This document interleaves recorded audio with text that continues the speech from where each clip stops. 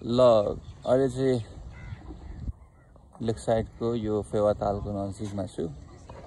दृश्य चाहिँ एकदमै मनमोहक छ र त्यसको साथसाथै यो चिजहरू चाहिँ अलिकति व्यवस्थापन चाहिँ साह्रै झुट लाग्यो मलाई। फेवातालको हैन पोखराको स्थानीय सरकारलाई अब सबै कुरा थाहा छ, तर पनि लाइक अलिकति नतमस्तक भएर हेरेको कुराहरू चाहिँ मैले थाहा गरेँ।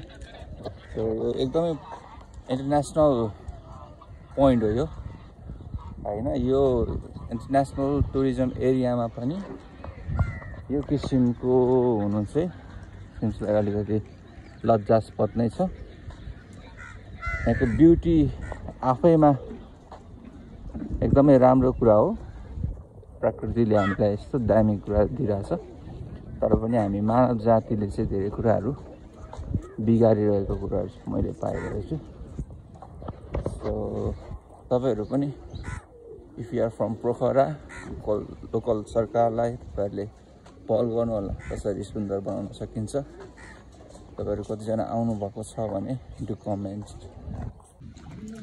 ल यो चाहिँ बिहानीको समयमा हाम्रो आन्टीहरूले बोटहरू एकदमै सफा क्लिन। ल मेरो लागि यो बोट आएछ, म चढेको छैन, फर्स्ट टाइम हो अनि एक्लै छु अहिले बिहानको समयमा। सो कस्तो हुन्छ।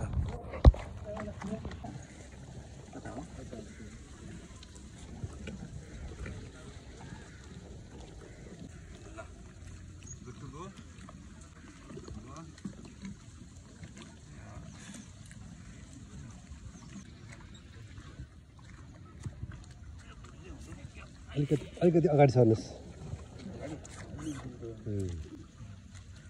बिचमा सेन्टरमा बस्नुहोस् है।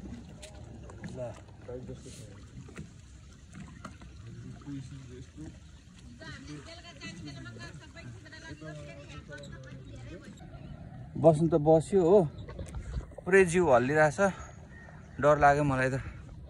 जानुपर्छ होला। म चाहिँ भने फेवातालको बिचमा छु, उता माछापुच्छ्रे छ, वहाँ परबाट आएको म। अनि यो काइकिङ गर्दै यो फर्स्ट टाइम एक्सपिरियन्स हो।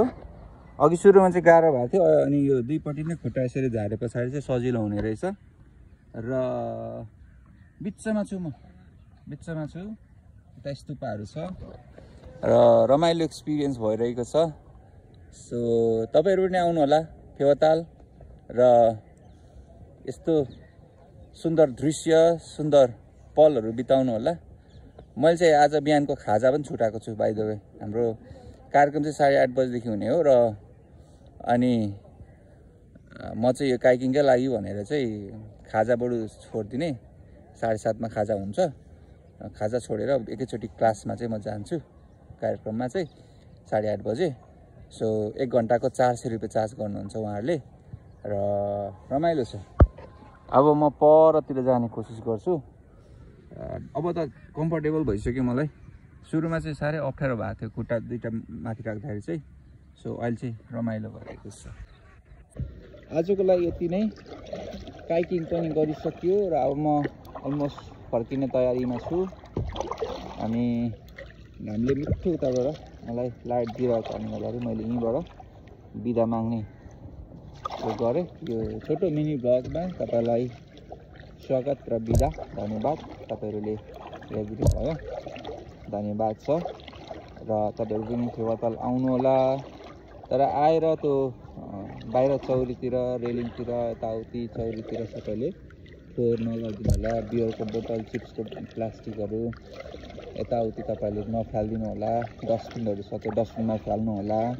र सम्बन्धित स्थानीय सरकारले पनि यो क्षेत्रमा चाहिँ अलिकति कसरी हुन्छ सुव्यवस्थित गर्नु होला भन्न चाहन्छु। र यहाँको लोकल स्थानीय जनताले पनि यो कुराहरूलाई पहल गर्नु होला। सानो कुराहरूबाट नै परिवर्तन हुने हो। सो चाहिँ फेवा लेक र परमेश्वरलाई जो यो सुन्दर सृष्टि दिनुभएको छ उहाँको सृष्टिको लागि धन्यवाद र उहाँलाई नै सबै कुराको लागि महिमा महिमा महिमा।